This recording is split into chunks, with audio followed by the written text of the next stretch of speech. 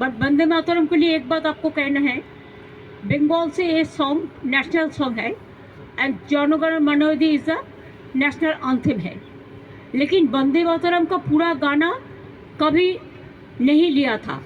Only Rabindranath Tagore ने कुछ line, selected line तैयार किया था, उसी का ऊपर में Vande Mataram national song accepted हुआ था।